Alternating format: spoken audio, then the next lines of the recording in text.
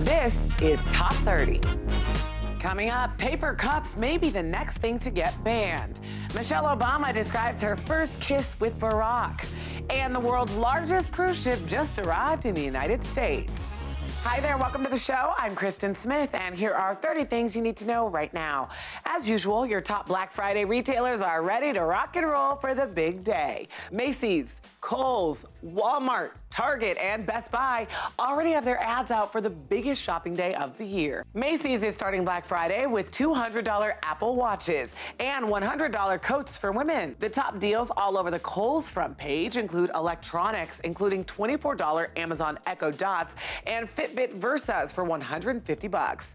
Best Buy is advertising thousands of doorbusters on their front page with hundreds available now. They have 43-inch TVs for $129, 65-inch TVs for $599, and 70-inch TVs for $699. Target is working to make shopping for your home or the kids easy with $299 Nintendo Switches and $25 Google Home Minis. And finally, Walmart. The retail giant is making sure you know they've got 40-inch TVs for $99 and $398 65-inch TVs and $100 hoverboards and $200 Spider-Man PS4 kits. And remember, all is fair in Black Friday shopping. Some more headlines for you. Wildfires continue to burn in California, with the Camp Fire in Butte County being the most destructive and deadly in state history. At least 29 people are dead. Another 228 people are missing. In Southern California, strong winds threaten to fuel the Woolsey Fire that has destroyed more than 85,000 acres. More than 300,000 residents have been evacuated statewide. And while speaking candidly with Robin Roberts, former First Lady Michelle Obama opened up about her first kiss with Barack. You know, he played it real smooth. He just leaned in for a kiss, and that really was it. And finally, watch as this pushy father takes matters into his own hands during his young son's soccer game. Get fucking going! It almost seems like he's done that before. Just look at his timing. It's perfect. The team ended up being scored on anyway, but don't worry, the little boy is fine. His dad has promised not to intervene anymore. Now let's go to the New York Stock Exchange for our Fox Business Minute with Lauren Simonetti.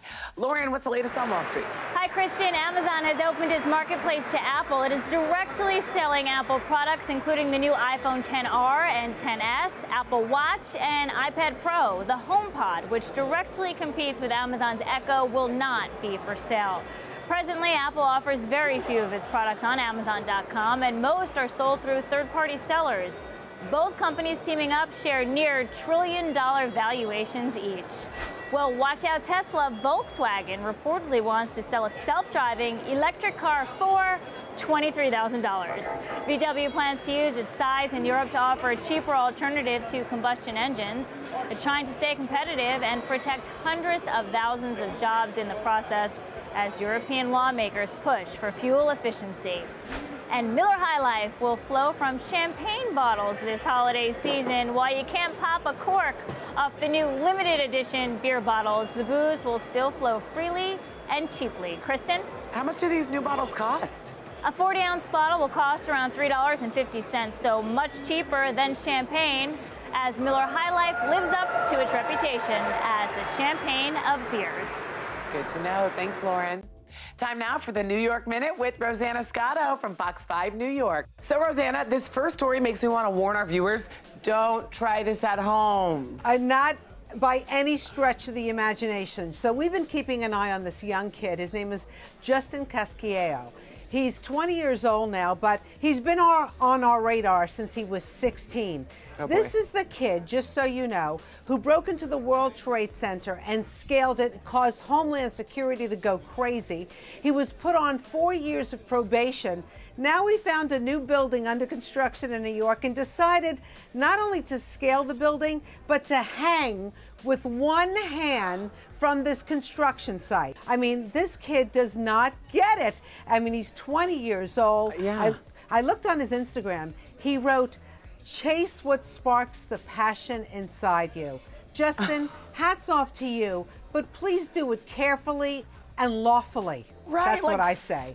I'm with you, girlfriend, like skydiving, bungee jumping, paragliding, something that is legal, if that were my kid. I can't even tell you. I can't even imagine this. And thank goodness he's fine, but he has been slapped by the authorities. We're waiting to find out what's going to happen now with him. Hopefully he learns his lesson. Okay, moving right along. We're just days into November, but it looks like New York is already gearing up for Christmas. I'm not ready for the holidays. Can we just take a deep breath? The big tree rolled into town, and it is gorgeous. It's 72 feet long. It's a 12-ton Norway spruce. It's going to be decked out in 50,000 LED lights, 5 miles worth of lights. And just so you know, if you're wondering what happens to that big, gorgeous tree after it comes down, it is donated to Habitat for Humanity, where they use that to help build other homes for people who need it. So something good comes of it, but I am not ready for the holidays. I haven't bought one single gift, and I can't do that in a New York minute. But I am with you, Rosanna. It is always so much fun talking to you. Have a great day, and we'll see you tomorrow. You too. All right, let's talk about Nicole Kidman now. In her new film, Boy Erased, she plays the wife of a Baptist preacher who sends the couple's son to gay conversion therapy. Open the door now. They say sometimes you gotta hurt a child in order to help them, but a mother knows when something isn't right. Now, the usually tight-lipped actress is speaking out about her relationship with her own children, 25-year-old Isabella and 23-year-old Connor, adopted during her marriage to Tom Cruise. In a new interview, the Oscar winner said, "I have to protect all those relationships. I know 150% that I would give up my life for my children because it's what my purpose is." That as Isabella and Connor decided to remain with Cruise after the celebrity couple's 2001 divorce, choosing Scientology over their adoptive mother. Kidman says that as a parent, it's important to remain tolerant of your children's choices and that no matter what, the child must have love and know there is love available to them. Now that's a mother's love. Let's go to Danielle Knox now from Fox 35 Orlando. She has what you need to know today.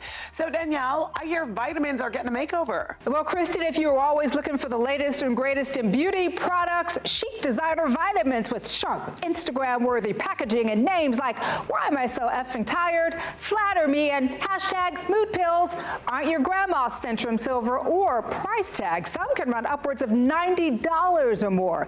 Now, celebs are into them, but remember that the FDA does not regulate any supplement, and the Journal of the American Medical Association warns many may contain hidden and potentially dangerous ingredients.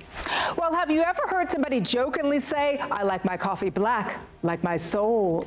Well, they may not be too far off. A new study published in the journal Appetite suggests some people who prefer the bitter taste of black coffee also have psychopathic tendencies, and those who take cream and sugar often have more positive social characteristics. The scientists say the study confirms the old adage, "You are what you eat." Extra cream and sugar over here, please. And really, I do love my coffee, and for many people, it's Reese's they love. But now Hershey's may be slimming down their Reese's peanut butter cups. The company hopes that this will help boost sales. The candy maker plans to release a thinner version called Reese's Thins. Now, some people are upset about the news, but the company believes its smaller snack fits in better with health-conscious consumers. The Thins will be available in March of next year. And that's what you need to know. Listen, thin size, regular size, whatever size. I'll take a Reese's any way you give it to me, Kristen. What about you? They are my absolute favorite. So this is great news. Thanks, Danielle. Now, for all you cruise lovers out there, or maybe you're thinking about taking a cruise, the world's largest cruise ship has just arrived in the U.S. The Symphony of the Seas is a 228,000-ton Royal Caribbean vessel. The ship came from Europe to Miami, which will serve as its long-term home. Constructed in France, Symphony cost more than $1 billion to construct. Symphony's main coming out party will be later this week, where it's expected to be christened by actors and cruise fans. A first of its kind, Symphony has a 2-deck high family suite with a slide between floors, a boardwalk amusement area, glow-in-the-dark laser tag, performances on ice, water, and air, and a new seafood restaurant. The vessel can hold up to 6,608 passengers and a crew of over 2,000, sailing from Miami this November. So if you're a mega cruise fan, here is your new playground.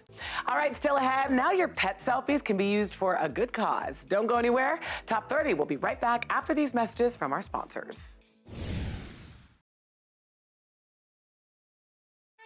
Time now for Royal Watch with our royal commentator and my friend Victoria Arbiter. Welcome back, Victoria. Great to see you, Kristen. Another big royal week, so lots to get to. All right, I hear we're learning more about Prince Charles and the decision to walk Meghan Markle down the aisle. Yes, in a brand new documentary marking Prince Charles's 70th birthday, Harry spoke very candidly about the moment he asked his father to escort Meghan down the aisle when Thomas Markle dropped out. He reveals that Prince Charles said, "Yes, of course, I'm here for whatever Meghan needs. I'm here to support you." When Charles and Meghan reached the altar, Harry was seen to say, "Thanks, Pa." Now, Prince Charles will celebrate his big 70th birthday with a huge bash at Buckingham Palace on Wednesday. So great, and so nice to hear it wasn't even a question to walk her down the aisle. And speaking of Meghan, she attended a few Remembrance Day events over the weekend, right? Yes, Meghan marked another royal first this weekend as she attended the Remembrance Day events and the events commemorating Armistice 100. Now, on Saturday night, she and Harry joined the Queen and other members of the royal family for the Festival of Remembrance at the Royal Albert Hall. Always an incredibly moving night. On Sunday morning, she watched the cenotaph ceremony from the balcony alongside the President of Germany's wife. And then later that evening at Westminster Abbey, the royals attended a service marking the Armistice 100, where the Queen laid fresh flowers at the grave of the unknown warrior. Prince Charles read from the Bible. So it was a very poignant weekend. Well, Victoria, thanks so much for the royal news, and we'll see you next week.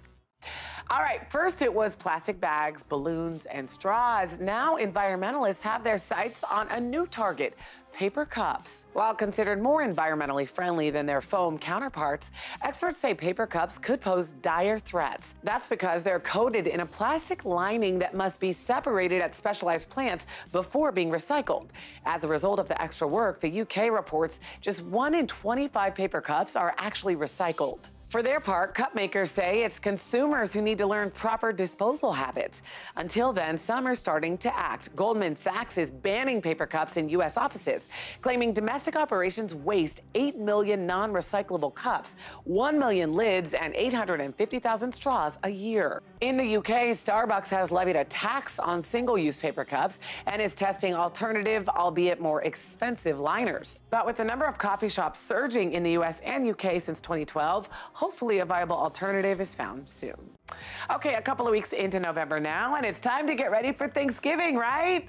Wrong. It's beginning to look a lot like Christmas all around the country. And Mike Jarek from Fox 29 Philadelphia joins us now to talk about it. Hi, Mike. Is it too soon? Well, call me old-fashioned, Kristen, but I really would like to wait on the Christmas stuff until after Thanksgiving, like maybe the Friday after Thanksgiving.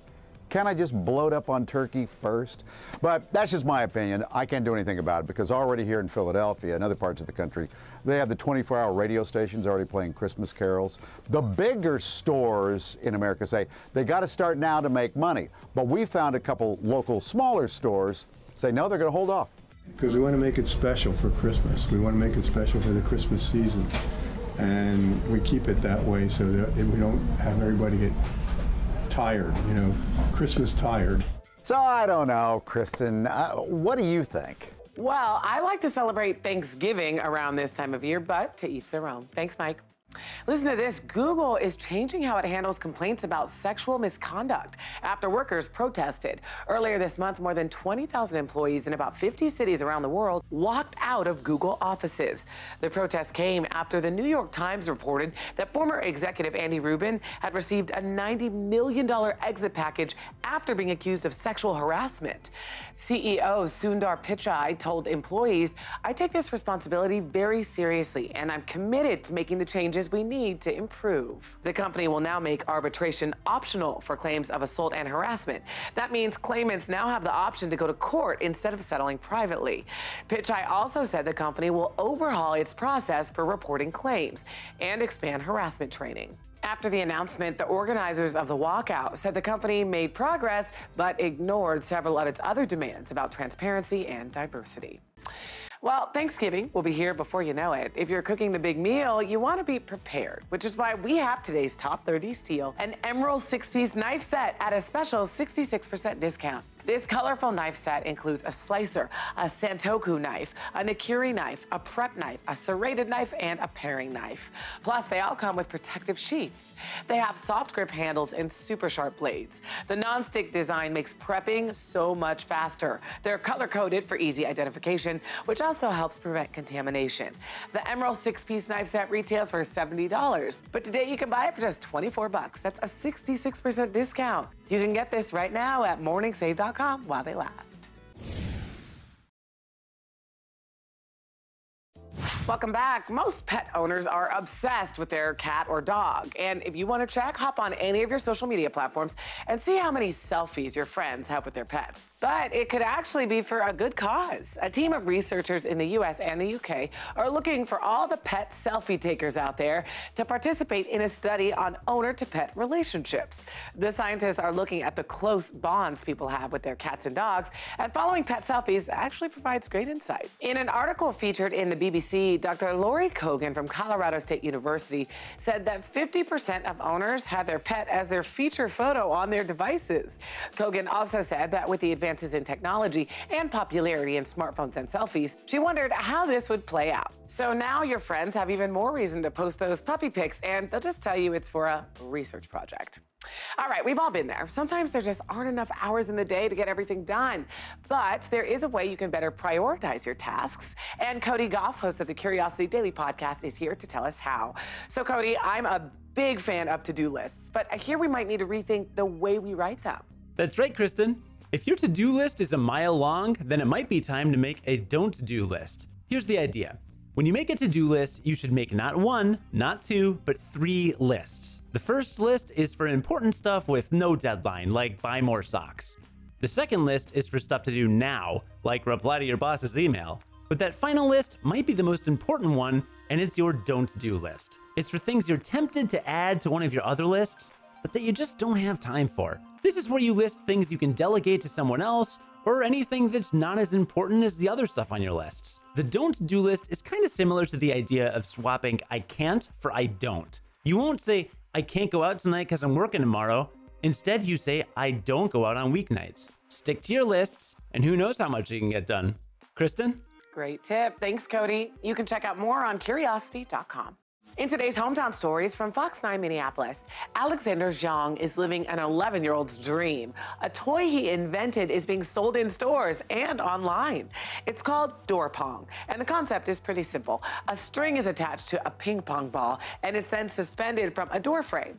2 players hit the ball back and forth with paddles, but they don't need to worry about the ball falling to the ground. Alexander says he was inspired to invent the toy when his autistic sister struggled to play traditional ping pong.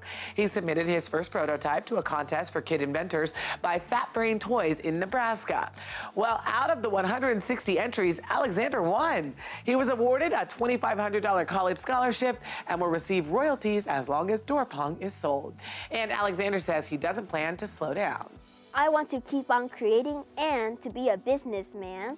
And hopefully in the future, I will create more stuff, more toys and other stuff for people. And in our next story from Fox 2 Detroit, a new program is working to turn blight into beauty. Lots of vandalized or rundown public spaces in Detroit are getting a makeover thanks to City Walls. It's a program that gives grants to local artists to beautify overpasses, walls, viaducts, really any overlooked place that could be considered an eyesore. City officials see the program as a win-win for artists and the public.